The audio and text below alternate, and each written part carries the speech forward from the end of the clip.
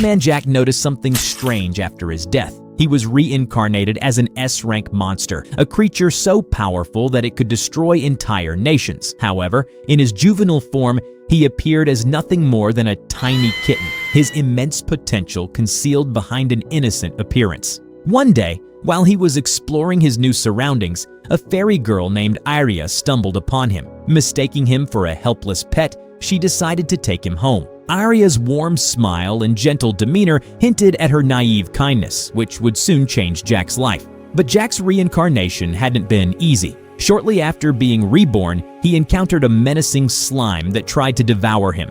Determined to survive, he accessed a mysterious system and chose a skill called Rock Roar. With a single strike, he unleashed a devastating attack that instantly obliterated the slime. Jack's relief was short-lived, as a sudden wave of hunger overtook him. Desperate to replenish himself, Jack hesitated before taking a cautious bite of the slime's remains. To his astonishment, consuming the slime not only sated his hunger, but also granted him a new skill. He realized that by eating monsters, he could absorb their abilities. From the slime, he gained the skill storage, allowing him to store items in an invisible inventory. Testing his newfound ability, he stored the rest of the slime for later use. Meanwhile, Arya was navigating a labyrinth. She presented her badge to gain entry and used a glowing crystal to illuminate the dungeon's dark, winding corridors. Unbeknownst to her, Jack was beginning to adapt to his new form and unravel the secrets of his abilities. At a nearby pond, Jack continued honing his skills.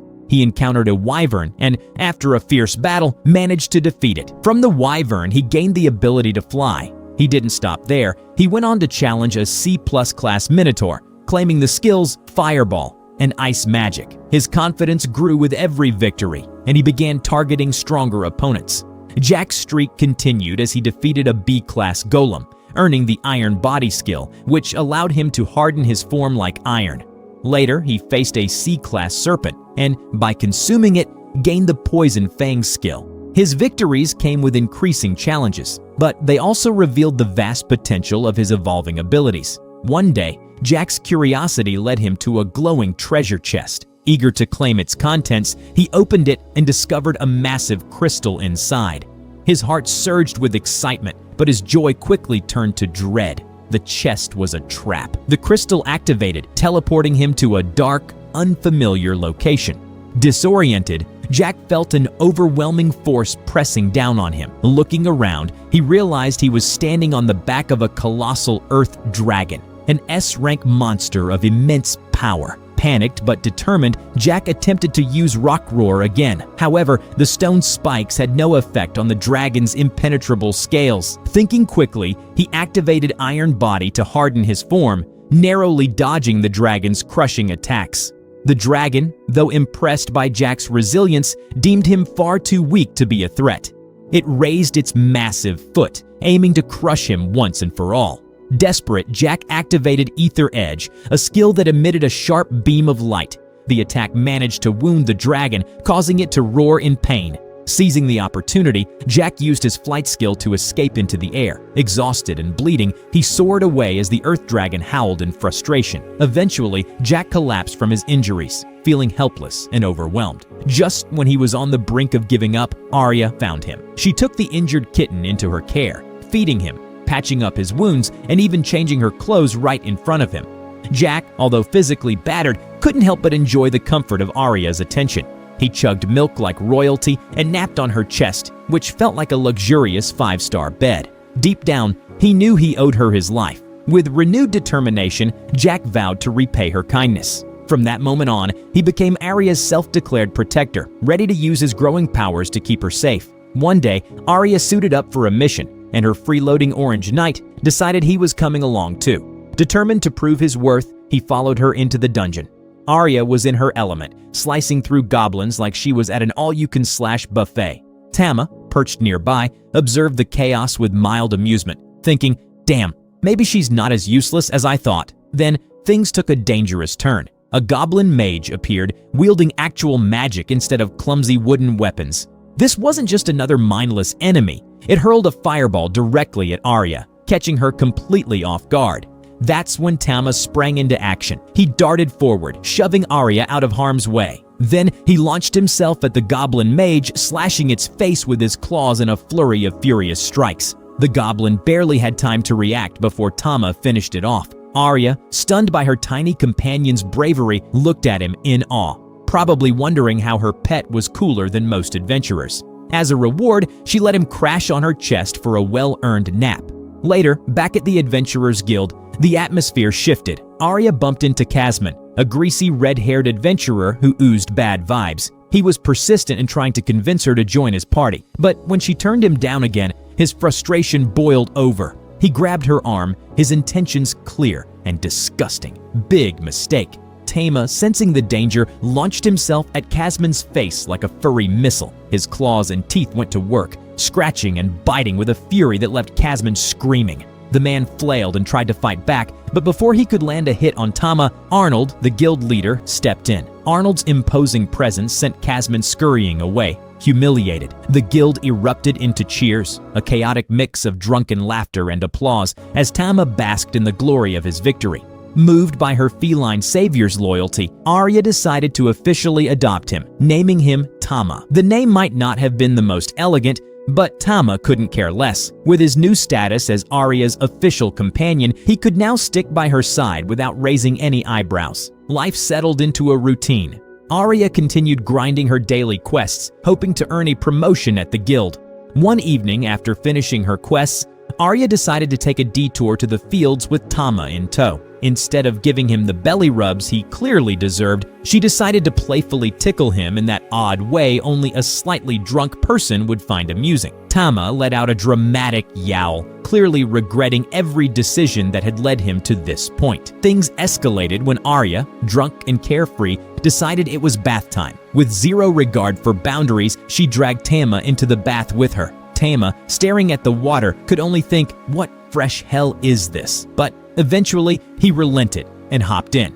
As he floated toward her assets, his inner monologue probably went something like, "This is both the best and worst decision I've ever made." The moment wasn't all silliness, though. Arya, relaxed by the warm water in the presence of her tiny companion, started to open up. She poured her heart out, speaking of her difficult childhood. She recounted how demons had ravaged her village and how the legendary sword saint had saved the day. That moment inspired her to become a knight, but now she found herself questioning if she was strong enough to live up to that dream. Tama, being the intelligent little furball he was, knew all about Alicia, the sword saint. Alicia wasn't just strong, she was a true legend, someone who inspired hope and awe. To comfort Arya, Tama rubbed his face against hers, performing that magical cat gesture that never failed to make people feel better. It worked. After the cozy bath, Arya stepped out, feeling lighter. She was greeted warmly by the villagers, who treated her like royalty. Tama, now dry and smug as ever, perched on her shoulder, knowing he had played a part in lifting her spirits. Meanwhile, things seemed perfect until Arya was summoned by Arnold, the guild master. Arnold, with his twinkish charm, had some bad news. The creep from earlier, Casman, had filed an official complaint against Tama. Why? Because the fearless kitten had shredded Casman's already unfortunate face with his tiny claws of justice. Now, Casman, the living embodiment of a walking grease stain, was demanding that Tama be put down. Arya, desperate to protect her beloved furry companion, dropped to her knees and begged for mercy. But Casman, the poster boy for petty revenge, had other plans. Smirking with the confidence of a slimeball, he proposed a duel to settle the matter. His terms? If he won, Arya would have to marry him. If Arya won, she could keep Tama. Without a moment's hesitation, Arya agreed. The thought of this creep-harming Tama was unbearable. Even though the odds were stacked against her, she refused to back down. Arya was a D-rank adventurer, while Casman was a C-rank bully with an inflated ego. Still, she was ready to fight. Casman, ever the coward, tried to save face by calling on the villagers to support Arya, pretending he was giving her a fair chance. But the villagers wanted nothing to do with the mess and left Arya to fend for herself. Casman smirked, convinced he'd already won.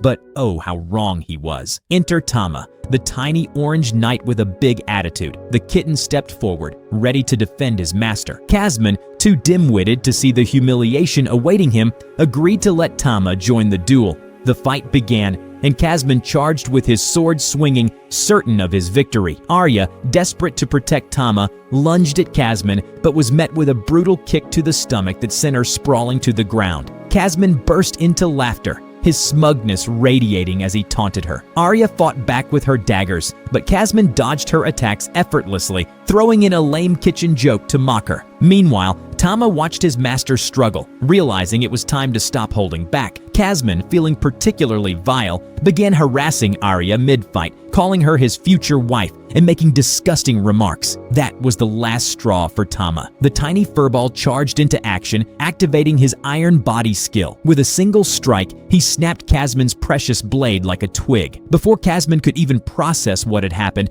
Tama unleashed Ether Howling, a powerful attack that sent the red-haired bully flying into a conveniently placed cluster of dark, bushy trees. Kasman ended up dangling from a branch, humiliated. To make matters worse, his broken blade fell and landed in the most unfortunate spot, effectively ending his bloodline. Tama's magical powers were now out in the open, and the villagers began whispering among themselves, their expressions shifting to fear and suspicion. Tama, sensing the change, assumed the worst. In his head, he was already composing his final goodbyes, bracing himself for the pitchfork-wielding mob. But then, something unexpected happened. As the dust settled, Arya realized something important. Tama wasn't an ordinary kitten. He was an elemental cat, a rare and powerful creature capable of understanding human speech and wielding magic. Arnold, ever the voice of reason, calmed the villagers, explaining that Tama's abilities were a blessing, not a curse. The tension eased, and the crowd broke into cheers once more, celebrating Arya's spectacular victory. As a new day dawned, Tama came to terms with his dual identity. Though he was a behemoth of magical power,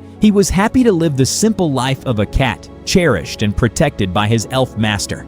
The next morning, Arya attempts to coax Tama out of bed with cuddles. However, the playful kitten has other plans and nibbles on her ear in a way that leaves her flustered and blushing uncontrollably. Embarrassed by her reaction, Arya tries to compose herself, but Tama, ever the mischievous spirit, leaps off the bed and walks away before things get more awkward. Despite this, Arya calls after him, her tone tinged with longing, making the situation even stranger for the cheeky kitten. Later that day, Arya takes Tama to the blacksmith shop to visit her friend Vulcan. The moment they step inside, Vulcan's attention is immediately drawn to Tama. She can't take her eyes off the adorable kitten. Arya begins sharing stories about Tama, and Vulcan eagerly asks to hold him. Tama looks delighted as Vulcan lifts him, marveling at his cuteness. However, Arya quickly shifts the conversation to the purpose of their visit. She needs Vulcan to craft armor for Tama. The idea excites Vulcan, and she gets to work immediately, taking Tama's measurements with enthusiasm. She promises Arya that she'll create the perfect armor for the kitten. As Vulcan begins crafting, Arya leans down to whisper to Tama, asking if he's ready for an adventure. Tama eagerly agrees. While they plan, Vulcan works with laser focus, treating the task as her life's mission. In under 10 minutes, Vulcan presents the completed armor, a masterpiece that fits Tama perfectly. The kitten looks dashing, and both Arya and Vulcan are impressed. However, Vulcan admits she's struggling with another issue, Arya's longsword. Despite reforging it over 100 times, Vulcan hasn't been able to make it any lighter, which hinders Arya during her quests. After some thought, Vulcan suggests forming a temporary party. This way, she can observe Arya in action, studying how she wields the sword to find a better solution. Arya agrees, and the group sets off to explore a nearby dungeon. Inside the dungeon, Vulcan quickly proves her strength by smashing through hideous goblins with ease. Arya watches in awe, marveling at Vulcan's boldness and power. Tama, equally impressed, thinks Vulcan is both fearless and incredibly skilled. Her abilities are further highlighted when she blocks a fireball attack using a skill derived from her smithing talents. Vulcan explains that her power allows her to wrap her armor in different elements, making her versatile in battle. With the path cleared, Vulcan encourages Arya to take the lead. Their next challenge is an oversized, grotesque orc. Its intimidating presence doesn't deter Arya, who charges in with her acceleration skill. She attempts to strike,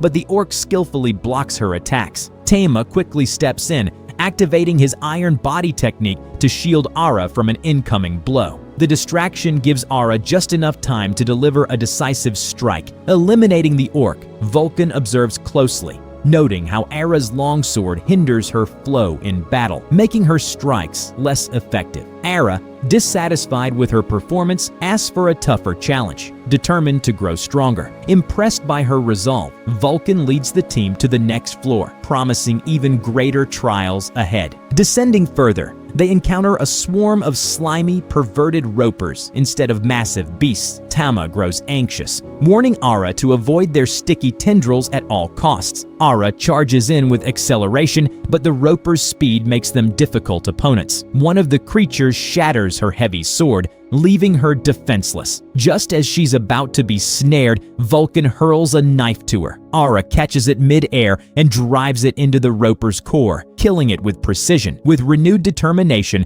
Arya pivots to take down the remaining creatures. Vulcan observes her battle style, concluding that Arya's true strength lies in wielding shorter, lighter weapons rather than her heavy longsword. Arya slices through the monsters with unmatched speed, leaving Vulcan stunned by her efficiency. However, just as the battle seems over, one of the ropers regenerates and splashes goo all over Arya. Furious and disgusted, she declares that only Tama has permission to do such a thing. Fueled by rage, she obliterates the creature with a devastating move, ensuring it won't regenerate again. After the fight, Tama sneaks a sip of juice from the dead monster to absorb its skill. Meanwhile, Arya, still fuming, vents her anger by relentlessly stabbing the remains of the roper. Tama watches in silence, wondering if she's gone a bit too far. As the dust settles, Arya shares her story with Vulcan, explaining her motivation for wielding longswords. Despite the challenges, her determination to improve burns brighter than ever, setting the stage for their next adventure. As they rest near the glowing Philosopher's Stone,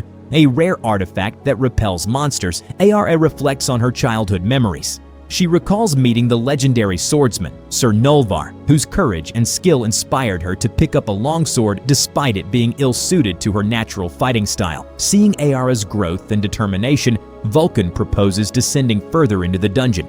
Before proceeding, they take a break by the mystical stone. Meanwhile, Tama splashes around in a nearby pool of crystal-clear water. Amused by his antics, Arya decides to join in, shedding her outer armor and revealing a softer, more carefree side. Vulcan soon follows, and the trio enjoys a refreshing dip together. Tama, however, struggles to focus on anything but the water, trying to avoid awkward thoughts about their exposed classified documents. The conversation takes a peculiar turn when Vulcan mentions that elemental cats like Tama can crossbreed. She muses about what might happen if Tama grows larger and experiences a heat season. Surprisingly, Arya finds the idea exciting and enthusiastically encourages Tama to grow up faster so she can have his adorable meow meow babies. Tama, utterly bewildered, silently thinks, "What kind of madness is this?" Their break ends as they descend to the next dungeon floor, where they encounter a fierce minotaur.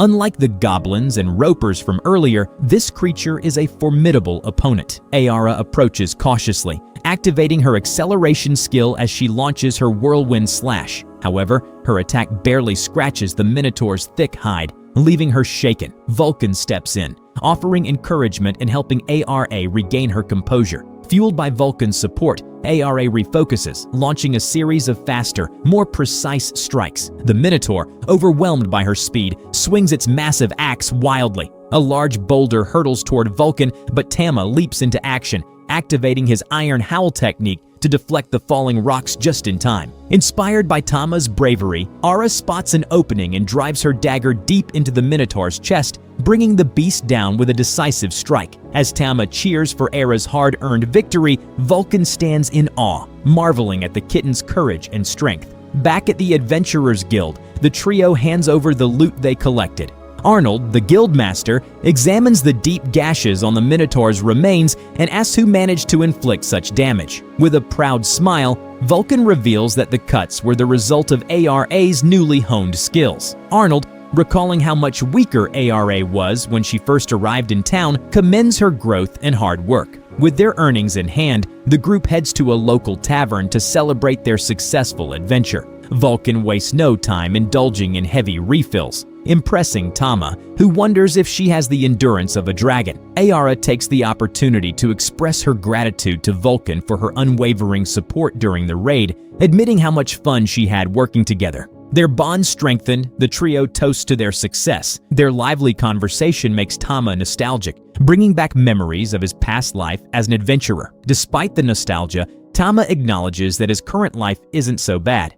Being the pampered pet of a gorgeous elf is a dream few would ever turn down. As the bond between the trio deepens, Vulcan proposes forming an official party. Arya, caught off guard by the suggestion, is flattered but too shy to respond. Sensing her hesitation, Tama takes matters into his own paws. He gently bites her hand and places it on top of Vulcan's, effectively sealing the agreement on her behalf. Later that night, Tama finds himself in an awkward situation. Trapped between Arya and Vulcan's plot armor, he struggles to sleep. The situation becomes even more challenging when he hears Arya murmuring in her sleep about hoping Tama doesn't get too rough. Suspicious and mildly flustered, Tama manages to keep his composure. Looking for a distraction, he checks his stats and is shocked to discover that he's eligible for evolution. The prospect of evolving is both exciting and terrifying. If he evolves, he could transform into a massive behemoth, potentially losing his current life with Arya and Vulcan. Choosing loyalty and friendship over raw power, Tama decides to remain their cherished and dependable companion. The next morning, while strolling through town, Arya and Tama encounter two thugs harassing a young girl and accusing her of being a pickpocket. Without hesitation, Arya steps in to defend her. The moment the thugs notice her elemental cat, they scatter, unwilling to risk a confrontation. Arya comforts the frightened girl, learning that she's an orphan. She decides to take the child to a nearby church where nuns care for other vulnerable children. Listening to Arya's heartfelt conversation with the nuns, Tama feels a surge of admiration for her kindness and compassion. He silently vows to support her even more in the future. That evening, Arnold summons Arya to the Adventurers Guild to deliver some exciting news. She's been promoted to C rank. Arnold hands her a gleaming new pendant, recognizing her hard work and progress. However, their celebration is short-lived. A commotion erupts at the quest board, drawing everyone's attention. Arnold explains that people have been mysteriously disappearing in Ultier, a nearby town. Whispers suggest that demons might be responsible. Hearing this, Arya's determination intensifies. Her grudge against demons, fueled by painful memories of her past, drives her to act. Without a moment's hesitation, she eagerly asks for more details and declares her intention to accept the emergency quest. With her resolve stronger than ever,